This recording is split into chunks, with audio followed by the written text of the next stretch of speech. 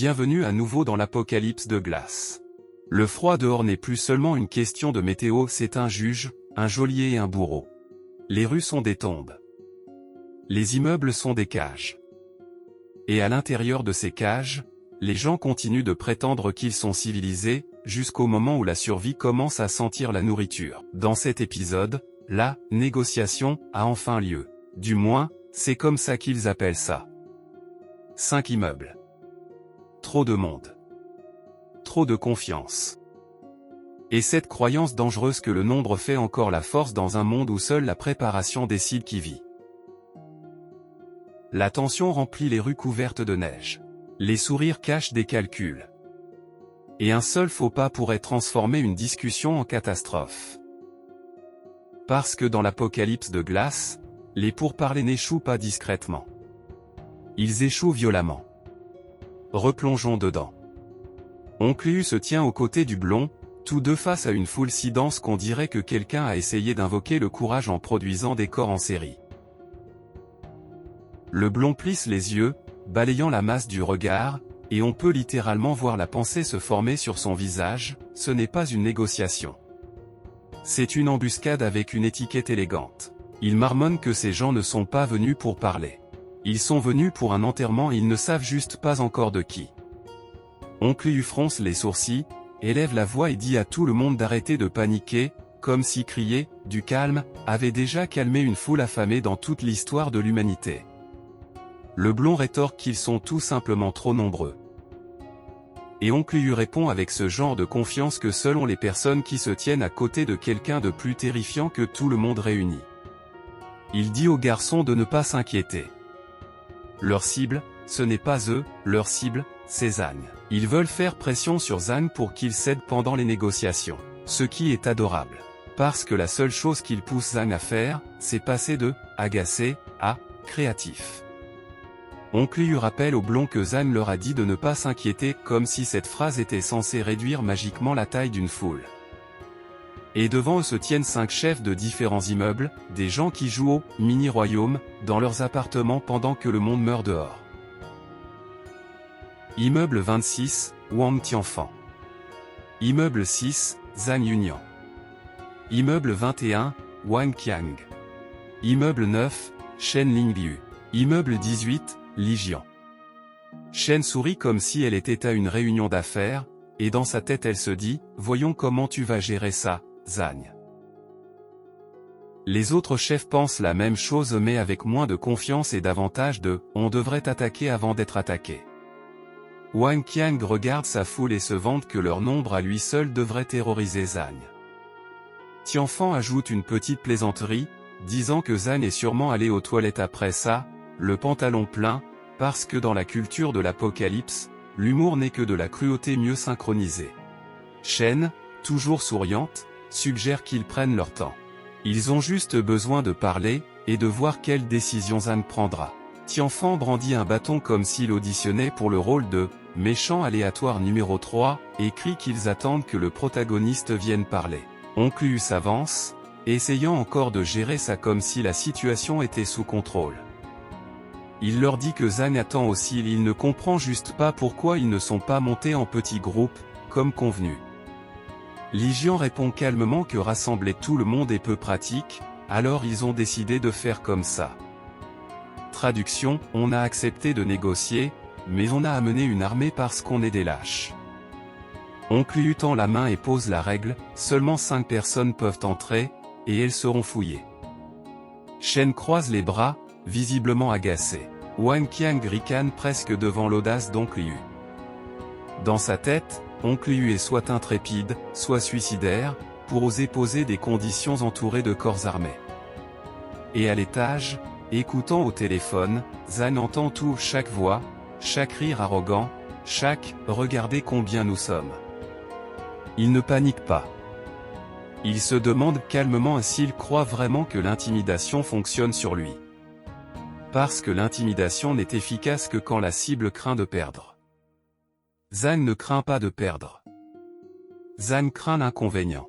Dehors, les deux groupes se font face, la tension si épaisse qu'on pourrait la mâcher. Wang Qiang lève une batte, désigne la foule comme preuve de puissance, et exige pratiquement de savoir si oncle Yu ne voit pas que tout le monde attend. Et pourquoi s'inquiéter pour ça? Ne voit-il pas qu'ils sont bien plus nombreux? Il pourrait simplement les effacer s'il le voulait déjà. Oncle Yu lève la main et lui dit d'attendre un instant. Ils sont confus, pensant, vous ne nous invitiez pas il y a une seconde? Et cet instant-là appartient à Zhang. Parce que Zhang n'est pas en bas à trembler. Il est allongé sur une petite colline à la distance parfaite, comme un chasseur qui a mesuré le monde et décidé, oui, c'est ici qu'on se tient quand on veut rappeler aux gens que le nombre ne compte pas quand l'autre camp a des outils. Il siffle, un son fort et sec qui fend la neige comme une cloche d'alarme. Les têtes se tournent. La confusion se propage. Les murmures montent. Les regards balaient les toits, les fenêtres, les coins de rue. Zhang sourit. Puis il fait ce que tout négociateur raisonnable fait quand l'autre camp arrive avec une foule. Il dit que, commençons ça en beauté. Et il lance une grenade. Elle décrit un arc dans l'air glacé, atterrit au pied de ces négociateurs, et pendant un seul instant, tous les esprits se figent avant que les corps ne suivent. Les bouches s'ouvrent.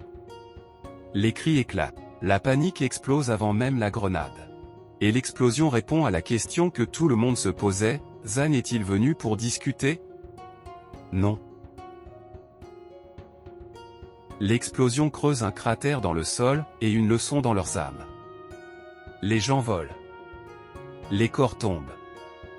Et la foule qui se croyait en sécurité grâce au nombre se rappelle soudain une vérité brutale, les nombres ne sont qu'une cible plus grande. Et c'est généralement à ce moment-là que les survivants prennent une décision. On ne reste pas juste à regarder, soit on signale qu'on reste, soit on disparaît discrètement quand ça devient moche. Alors considérez ceci comme votre moment, mettez un like pour que l'algorithme sache que vous avez survécu à l'explosion.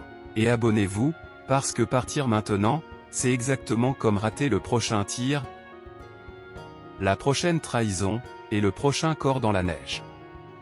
Zhang ne répète pas les avertissements. Cet apocalypse non plus.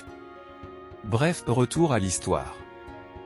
Oncle Yu sort son téléphone, les mains tremblantes, la voix essayant de rester stable comme si la stabilité était un choix. La voix de Zhang passe en haut-parleur calme, détendu comme s'il venait de lancer un caillou dans un étang, pas une grenade dans une foule. Il demande, presque ennuyé, s'ils ont encore quelque chose à dire. En regardant le téléphone, Wang Qiang sourit et prétend qu'ils sont venus négocier. Donc ce n'était pas nécessaire, alors que son cerveau hurle une question bien plus honnête, où est-ce que cet homme a trouvé des grenades et des snipers pendant l'apocalypse?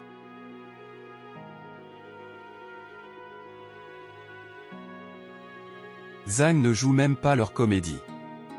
Il demande au téléphone pourquoi ils ont amené autant de monde, puis ajoute qu'il les a dispersés parce qu'ils gênaient. Et ensuite, comme si rien ne s'était passé, Zhang entre dans l'immeuble, regarde l'heure, et annonce qu'il est presque 2h30. Il reste 5 minutes. En bas, Shen lève la main comme à l'école et crie qu'ils sont venus établir une communication. Donc il monte immédiatement. Zhang regarde d'en haut, à 30 étages, comme un dieu observant des fourmis se disputer les règles de l'univers. Il leur dit où ils se trouvent. Et dans sa tête, il commence à calculer. Combien de personnes il vient de tuer? Ça doit être au moins 20. Pas parce qu'il aime le chaos, mais parce qu'il aime le contrôle. Et le chaos naît quand les gens croient pouvoir menacer l'homme qui s'est préparé. Il n'était pas là pour gaspiller des munitions en théâtre. S'il devait tirer, ce serait pour des résultats. De toute façon, il lui reste encore 20 caisses de réserve, rien de grave. À l'intérieur, la vraie négociation commence. Zhang s'assoit à la table, les 5 chefs d'immeuble en face de lui.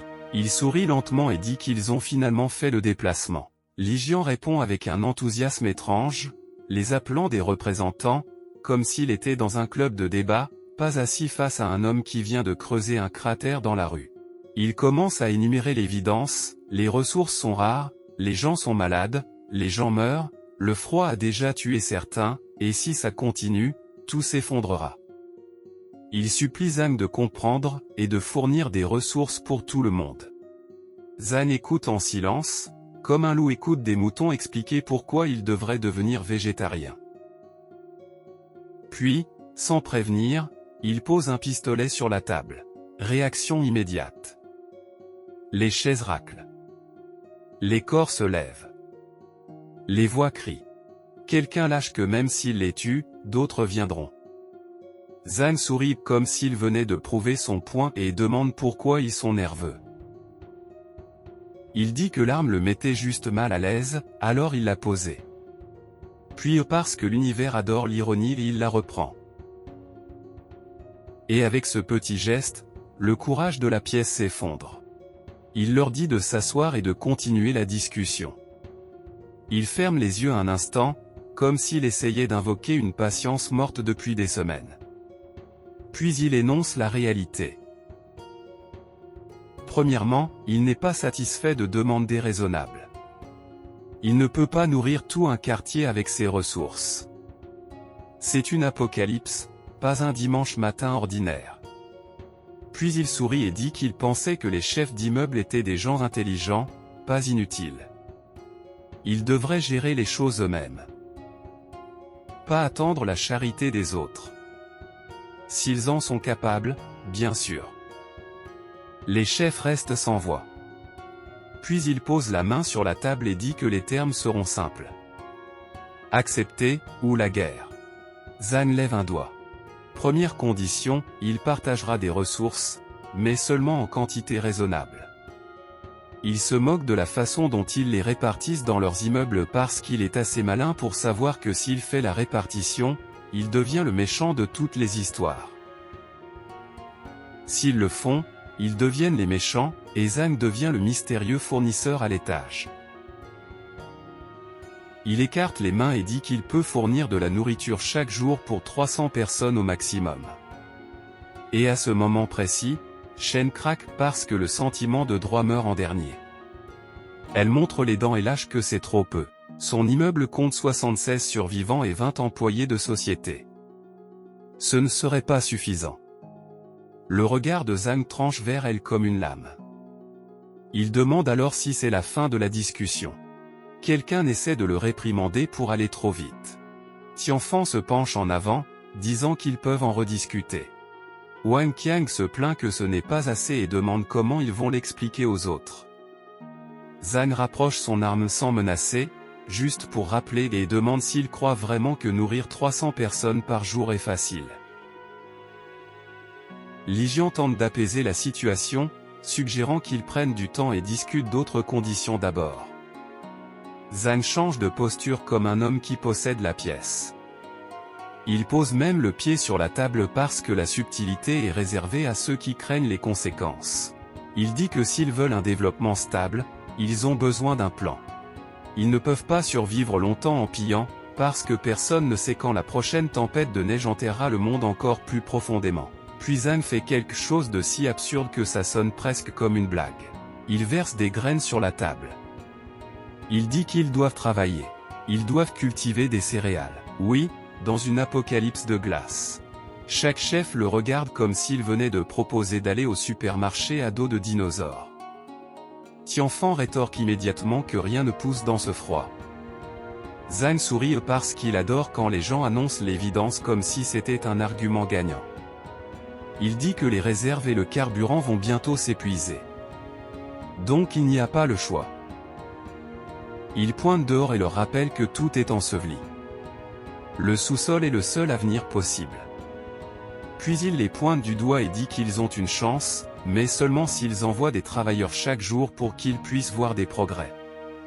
S'il est satisfait, il fournira les matériaux nécessaires.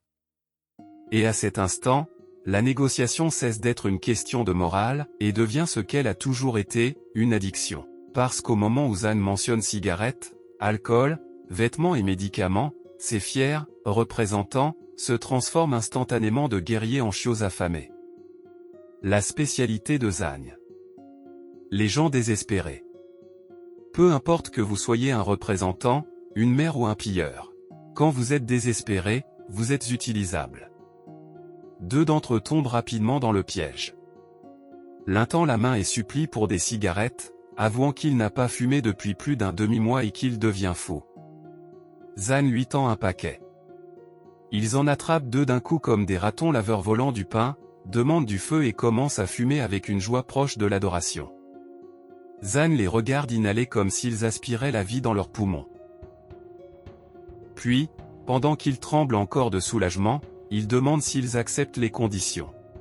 Li Jian lève la main pour objecter mais les autres le coupent et acceptent immédiatement. L'un essaie même de négocier 2 paquets par jour. Zhang refuse. 1 paquet par jour. Pas plus.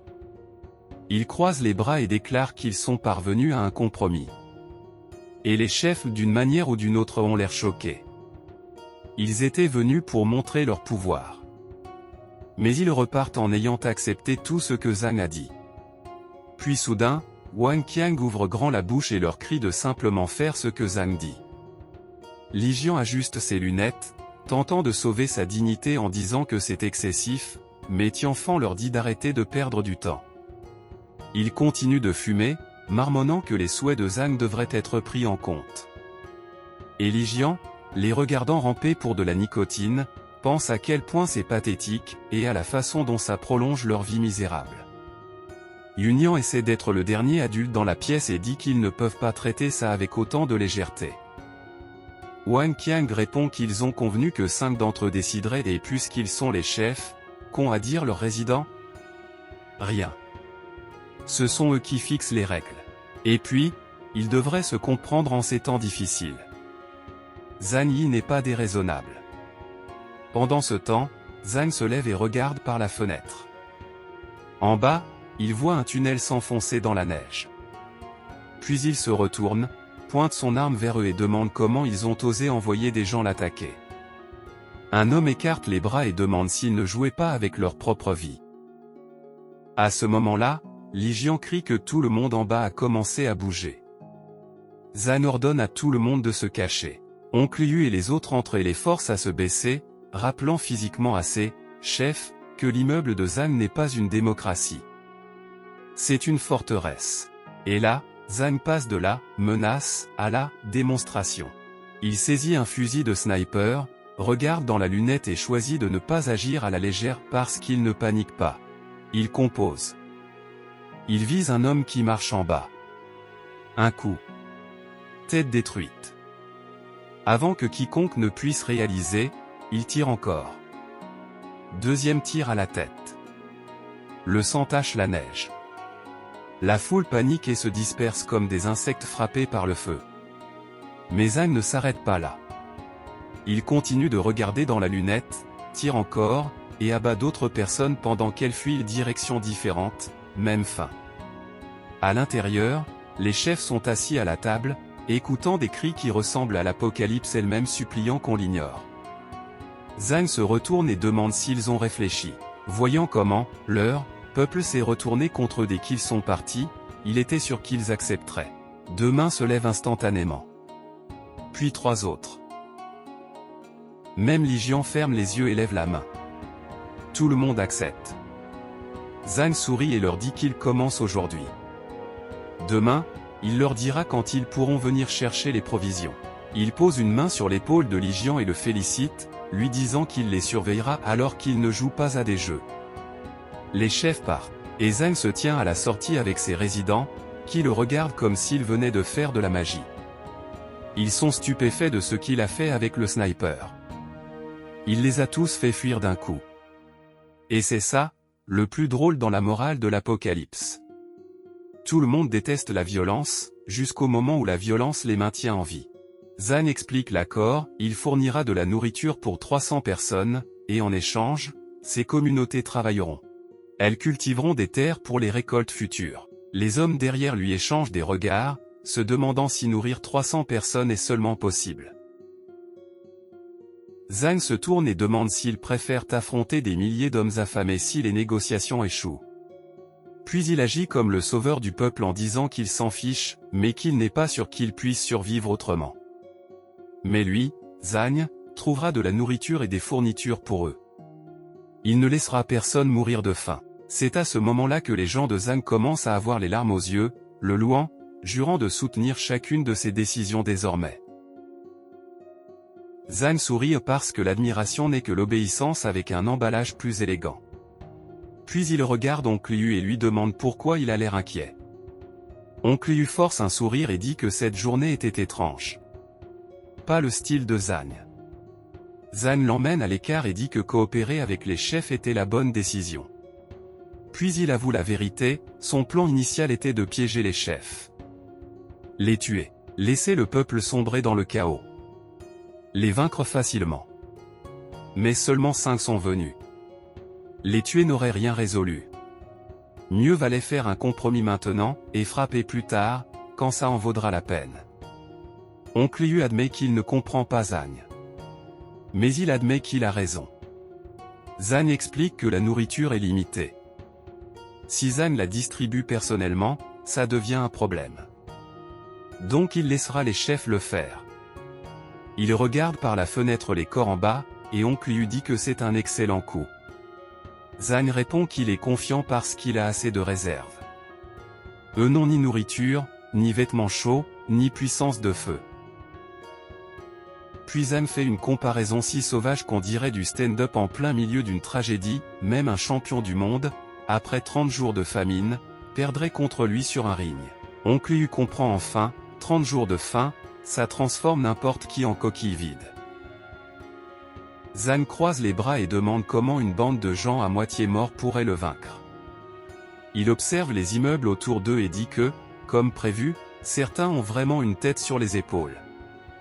Shen et Lijian ont vu clair dans son plan. Mais comme les autres ont accepté, ils ne pouvaient pas rester à l'écart. Sinon, leurs propres alliés auraient pu se retourner contre eux de l'intérieur. Et ça mène à la destruction. Alors les autres voudront aussi leur prix. Mais ils ne se précipiteront pas maintenant. Ils attendront comme des empereurs antiques. Oncle Yu acquiesce. Pas de décision impulsive. Mais sur son visage, c'est évident, il ne comprend pas du tout de quoi Zan parle. Puis Oncle Yu demande à quoi sert l'agriculture dans ce froid. Zan répond avec une honnêteté brutale, l'agriculture est inutile. C'est juste pour les épuiser pendant que lui se repose. Oncle Yu jure d'obéir à Zan. Parce que la vie de sa famille repose entièrement sur ses épaules. Zan lui dit de garder le plan secret et de l'exécuter. Et tandis que Zan s'éloigne, une pensée se pose dans son esprit comme du givre, le vrai danger n'est pas seulement dehors. Il y a aussi des ennemis dans son propre immeuble. Puis il rentre chez lui. Docteur Zhu l'accueille avec un sourire, le serre dans ses bras, et lui demande comment se sont passées les négociations. Zan la soulève, lui dit de rester à la maison ces prochains jours, et promet que leurs problèmes vont bientôt se terminer. Parce que Zan ne veut pas seulement survivre à la tempête. Il veut purifier l'immeuble. Le lendemain, des ouvriers se rassemblent dehors avec des pelles. Ils parlent de travailler dur, plus ils travaillent, plus ils auront. Un vieil homme déclare que des jours heureux arrivent, puisqu'ils ont trouvé un accord pacifique.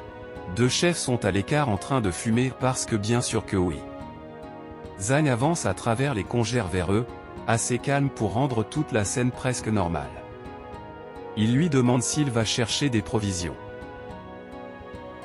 Zan sourit et dit qu'il apportera tout lui-même, il a une motoneige. Il leur fait un signe et leur dit de ne pas se relâcher. Il vérifiera l'avancement à son retour. Puis Wang Qiang se retourne et dit qu'il a cherché partout, mais qu'il n'a pas trouvé la motoneige. Elle était où, bordel, cette machine? Et pendant que les gens croient encore vivre une ère de coopération, Zan prépare déjà le chapitre suivant. Il brise la vitre d'une clinique vétérinaire. Puis il entre, traverse une pièce sombre et trouve ce qu'il cherchait, une bouteille bleue. Incolore. Inodore.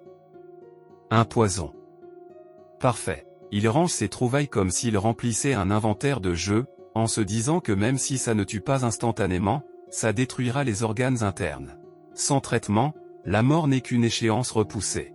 Ensuite, Zan enfourche la motoneige et pense au timing. Environ 15 minutes pour que le produit commence à agir. Donc il doit baisser leur vigilance. S'assurer qu'ils mangent. Ils traversent la nuit et la neige, pensant qu'ils doivent être épuisés sans vêtements ni nourriture, et lui attend ce moment depuis longtemps, parce que la nourriture promise après une journée de travail n'est toujours pas arrivée. Et le désespoir fait avaler n'importe quoi. Zhang revient avec 3 gros sacs.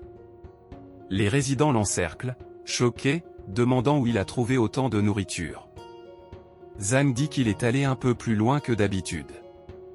Ils l'avertissent que c'est risqué. Il sort tous les jours juste pour leur trouver à manger. Quel héros! Alors Zhang crie pour que les gens montent un par un. Il jette les sacs à leurs pieds, leur dit de ne pas se bousculer, lève son arme comme un prêtre lève un symbole sacré, et déclare qu'un avenir radieux les attend. Les résidents sourient, disant que les bons jours arrivent. Zhang applaudit et dit que le travail continue demain. Ils repartent soulagés, persuadés qu'ils vont enfin dormir le ventre plein. Et Zhang les regarde partir avec le sourire d'un homme qui vient de servir à quelqu'un son dernier repas. Plus tard, Zhu lui dit d'aller prendre une douche et de dormir. Zhang se lave, pensant que ça ne peut plus durer longtemps. Il prévoit de se débarrasser d'eux, puis de fuir, et d'ouvrir un nouveau chapitre. Pendant ce temps, dans un autre appartement, les gens de Wang Qiang ramènent du pain et des cigarettes. Ils sont en extase. Wang Qiang regarde les cigarettes comme si c'était son oxygène. Mais ensuite il hésite et d'habitude, il lui faut un paquet par jour, et partager, c'est souffrir plus tard. Une seconde après, tous leurs yeux deviennent rouges et ils le supplient pour au moins une cigarette, comme s'il allait s'étouffer sans ça. Alors il leur donne une cigarette chacun, en leur rappelant qu'il a risqué sa vie, parce que les cigarettes sont rares maintenant. Ils fument. Wang Qiang dit qu'il partagera seulement s'ils promettent de travailler dur pour lui plus tard. Puis ils partagent les provisions et commencent à manger. Wang Qiang, près de la fenêtre, se dit peut-être que Zhang a empoisonné la nourriture. Mais il décide de ne pas prévenir les autres. Qu'ils continuent à travailler comme des chiens. Ailleurs, un homme dit à sa femme qu'ils n'ont pas besoin de s'inquiéter. S'ils travaillent dur, ils auront toujours à manger. Sa femme dit qu'ils survivront. Elle appelle ça une bénédiction du ciel, persuadée que le froid et les meurtres s'arrêtent. Pendant ce temps, dehors, il y a un énorme trou au milieu de la rue. Le travail d'aujourd'hui. Cet optimisme dure exactement le temps qu'il faut pour que la réalité leur tousse au visage. Le lendemain, Zhang sort de la douche et entend des cris dans la rue. Il regarde par la fenêtre, se demandant si le processus a commencé. Les gens se disputent à propos des conditions de travail et de l'absence de paiement. Zhu demande d'où vient tout ce bruit. Zhang dit que ça ne devrait pas les déranger. Dehors, les gens travaillent encore dur. Et plus ils travaillent, plus Zhang comprend que son plan fonctionne. Il prévient Oncle Yu que les autres groupes manquent de nourriture, et qu'il faut rester prudent. Oncle Yu dit qu'il sait rester discret. Puis Zhang saute sur sa motoneige et repart à travers la neige épaisse. Plus tard, il donne de la nourriture à une voisine reconnaissante, disant qu'ils ont tellement mangé hier qu'ils en ont pleuré. Les sourcils de Zhang se froncent parce que ça veut dire qu'ils ont tout mangé. Son sourire s'élargit. Il leur dit qu'ils peuvent venir parfois lui demander de la nourriture, et dans sa tête, il ajoute la vraie fin, de toute façon, vous aurez le même destin. La tempête fait rage. Quelqu'un crie qu'ils mentent tous et ordonne aux autres de les attraper. Puis l'immeuble explose. On commence à jeter des gens des balcons l'un après l'autre. Un homme hurle que toute sa famille a été tuée et demande comment ils ont osé mentir. À l'intérieur, Zhang est allongé sur son lit avec une mitrailleuse, comptant ses balles, impatient d'être à demain. Parce que demain, c'est le jour où l'immeuble devient vraiment ce qu'il a toujours été sous pression, un abattoir. Le lendemain, Zhang mène un groupe de résidents dans la rue. Des corps sont étendus dans la neige. Certains ne sont pas morts immédiatement de la chute, les blessures les ont immobilisés, et le froid a terminé le travail. Zhang voit des traînées de sang sur les balcons et comprend que la nuit a été brutale. Oncle Yu s'approche et demande s'ils vont continuer le travail. Zhang demande pourquoi ils ne continueraient pas. Zhang pointe un cadavre gelé et dit qu'ils pourraient finir comme ça, eux aussi. Un homme à lunettes promet de se mettre au travail immédiatement. Ils descendent dans le trou. Oncle Yu remarque que les autres groupes ne sont pas venus déblayer la neige et se demande s'il doit les faire sortir. Zhang dit qu'ils sont probablement occupés. Et quand Oncle Yu hésite, essayant encore de comprendre l'ampleur de la violence, Zhang explique ce qui s'est passé. La nuit dernière était le début d'un affrontement entre ceux qui ont le pouvoir et les résidents ordinaires. De toute façon, des gens vont mourir bientôt si la distribution de nourriture n'est pas réglée. Zhang ricane et dit qu'on peut faire mourir beaucoup de gens en une seule nuit. Oncle Yu réalise que Zhang règle 2 problèmes à la fois. Zhang monte sur la motoneige et dit que ça ne les concerne pas. Qu'ils se débrouillent. Puis un message apparaît dans le chat des chefs. Zhang écrit qu'il ne fournira ni nourriture ni cigarettes s'il ne voit pas de résultat.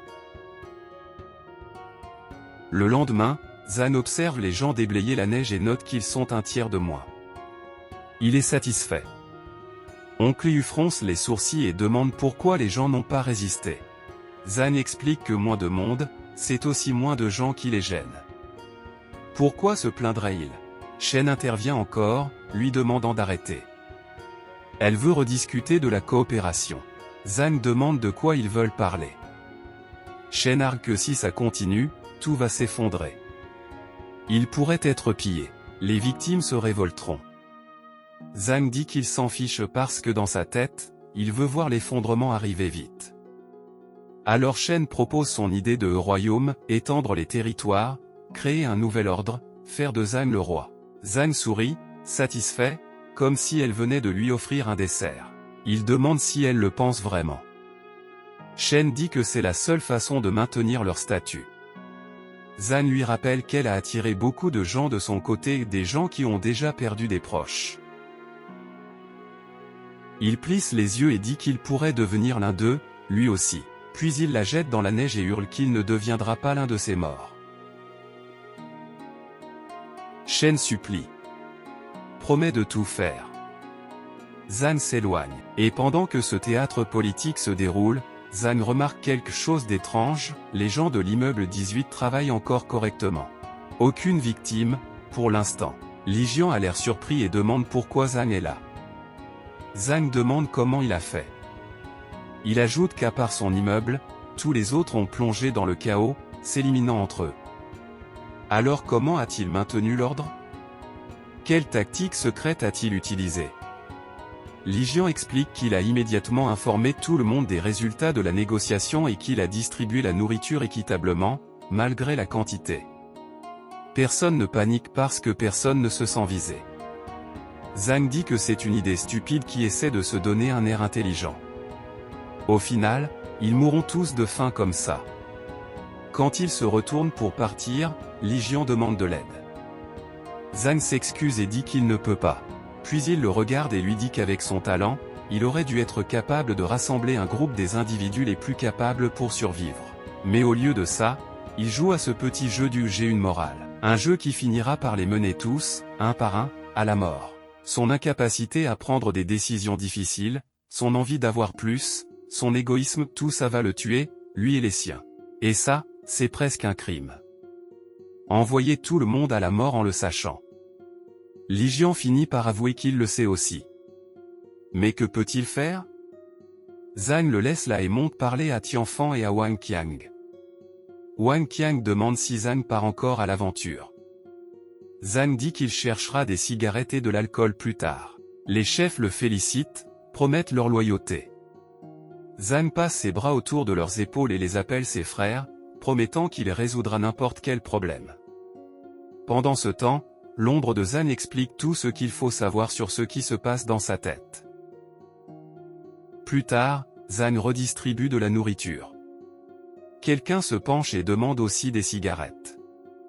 Une foule se forme, disant que leur sauveur ne devrait pas avoir de favoris, qu'ils n'ont besoin que d'un paquet par jour. Zhang lève les mains et promet d'essayer demain. Ils repartent tous, déçus. Le blond serre le poing et demande si Zhang n'est pas trop gentil. Zhang dit que leur demande ne dépasse pas les limites. Ils veulent les quitter. Les travailleurs se plaignent que d'autres ont des privilèges, pendant qu'eux n'ont rien. La jalousie s'installe dans l'immeuble. Plus tard, Zhang est allongé sur le canapé et réalise que le moment approche. Il se souvient que les morts dus aux conflits internes ont atteint 400. Il décide qu'il ne peut pas attendre plus longtemps qu'ils baissent davantage leur garde. Demain.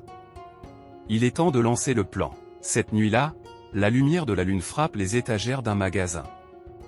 Zhang jette des brioches au sol, prend un masque à gaz, et se dit que leur dernier repas sera satisfaisant. Puis il vide du poison pour rats, préparant un service haut de gamme. Il allume une cigarette et réalise que les choses se passent un peu trop bien. Il ne sait pas s'il est juste paranoïaque, ou s'il y a vraiment un rat dans la maison. Mais il ne peut plus s'arrêter. Il a besoin de sécurité. Il déclare qu'ils ne sont rien face à la vraie force. Plus tard dans la journée, dehors, la tempête continue. Un groupe de résidents s'approche. Zhang leur dit d'attendre là. Puis il appelle les résidents de son immeuble, tend un sac en papier, et ricane, le succès est proche. Les gens font la queue pour acheter des courses. Zhang appelle les résidents de l'immeuble 21, s'accroupit, ouvre le sac. Et soudain, Wang Qiang pointe une arme sur lui. La bouche de Zhang s'ouvre de choc. Le temps ralentit pas parce que l'histoire veut du dramatique, mais parce que la trahison frappe toujours comme un coup de poing qu'on n'a pas vu venir. Quelqu'un bondit en avant et protège Zhang des balles. C'était Oncle Yu. Il s'effondre et Zhang rattrape son corps qui tombe. Il hurle « Oncle !» Pendant une seconde, la neige continue de tomber comme si rien ne s'était passé. Tout le monde se rassemble autour de lui, pour en finir. Pendant une seconde, l'esprit de Zhang refuse ce que ses yeux voient. Oncle Yu, son bouclier, son organisateur, le seul homme qui essayait encore de garder un peu d'humanité en vie vient de prendre la balle à sa place. Un salaud balance un bâton. Ce geste brise quelque chose à l'intérieur de Zhang. Il sort une mitrailleuse, et la décision est instantanée, c'est sa faute, et il ne fera plus aucune erreur. Les yeux du blond s'écarquillent parce qu'il sait à quoi ressemble plus d'erreur. Zhang ouvre le feu en hurlant qu'ils vont tous mourir. La foule encaisse les balles. Les corps s'écrasent dans la neige. Quelqu'un tente de fuir, en criant, demandant d'où Zhang a sorti cette arme. Une balle lui traverse l'arrière du crâne en plein milieu de la question. Il s'effondre. Zhang jette le fusil. Mais il ne s'arrête pas là. Il se retrouve avec des pistolets en main, la voix tremblante, remerciant Oncle Yu de l'avoir sauvé et jurant de le venger. Wang Qiang crie que ce n'est pas leur faute. Tianfan jure que ce n'était pas eux. Leurs excuses déboulent comme si elles pouvaient reconstruire les morts. Les yeux de Zhang s'élargissent, fou, et il dit qu'il s'en fiche. Shen se couvre le visage, jurant qu'elle ne savait pas. Puis elle joint les mains et dit qu'elle doit survivre pour sa fille. Zhang la regarde. Une toute petite seconde, la pitié essaie de respirer. Puis il lui tire dans la tête. Il baisse l'arme, demande pardon, et dit qu'il ne peut pas laisser ça arriver encore une fois. Derrière lui, un tas de corps. Et dans ce silence lourd, définitif, Zhang entend un soupir. Il se retourne, s'accroupit près d'Oncle Yu, et continue de demander s'il est vivant, et l'épisode s'arrête ici. La prochaine fois sur Plotoria, un coup de feu s'éteint, et Oncle Yu ne bouge plus. Va-t-il survivre? Ou est-ce que Zhang vient de perdre le seul homme qui s'est interposé entre lui et la balle qui lui était destinée? Si Oncle Yu disparaît, l'équilibre à l'intérieur de l'immeuble 25 se brise. Et s'il survit, quel prix cette loyauté va-t-elle coûter? Dans tous les cas, la purge commence maintenant. Jusqu'à la prochaine fois. Et souvenez-vous, dans l'apocalypse de glace, le moment le plus dangereux n'est pas l'attaque, c'est ce qui arrive après que la détente a été pressée.